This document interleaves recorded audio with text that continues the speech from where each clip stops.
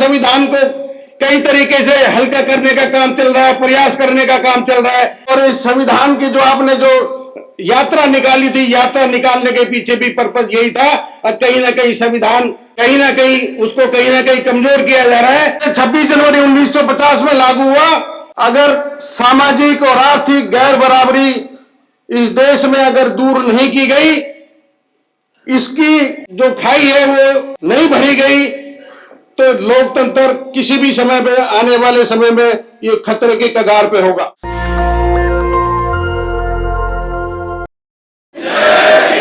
संविधान दिवस को नतमस्तक करता हूं, अपना शीश झुकाता हूं, अभिनंदन करता हूं। मैं सिर्फ दो बातें आपके बीच में रखना चाहूंगा, आपका ज्यादा समय नहीं लूंगा। 26 नवंबर 1949 एक विशेष दिन था जब इस देश ने और संविधान ने एक मंजिल, एक रास्ता जो बाबा साहब ने संविधान के माध्यम से दिया, वो देश इस पे अग्रसर हुआ। ये वही दिन था जिस दिन संविधान को अंगीकार किया गया था। लेकिन उससे एक दिन पहले 25 नवंबर 1949 को जो उनका भाषण था वो बहुत ही इंपॉर्टेंट था, और उसी के बारे में मैं सिर्फ दो बात रखना चाहूंगा। उनका यह मानना था, वो कितने दूरदर्शी थे, उन्होंने स्पष्ट कहा था, इस संविधान को क्रियान्वयन करने वाले लोग अगर ईमानदार नहीं होंगे, और अगर ईमानदार होंगे तो यह संविधान बहुत अच्छा कहलाएगा, और इसका क्रियान्वयन करने वाले लोग ईमानदार नहीं होंगे तो यह संविधान कभी अच्छा नहीं कहलाएगा।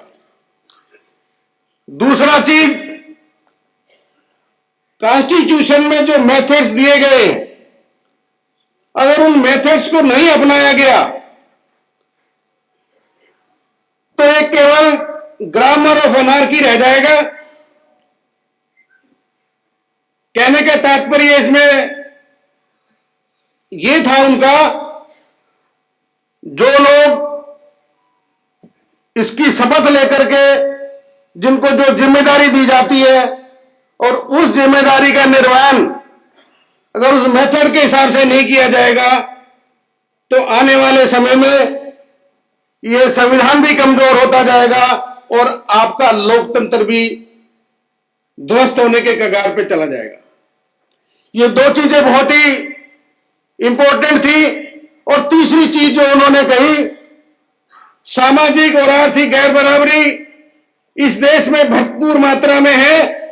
जब से यह संविधान लागू, कल से जैसे 26 जनवरी 1950 में लागू हुआ, जब से यह लागू होगा, अगर सामाजिक और आर्थिक गैर बराबरी इस देश में अगर दूर नहीं की गई, इसकी जो खाई है वो नहीं भरी गई, तो लोकतंत्र किसी भी समय में, आने वाले समय में ये खतरे के कगार पे होगा।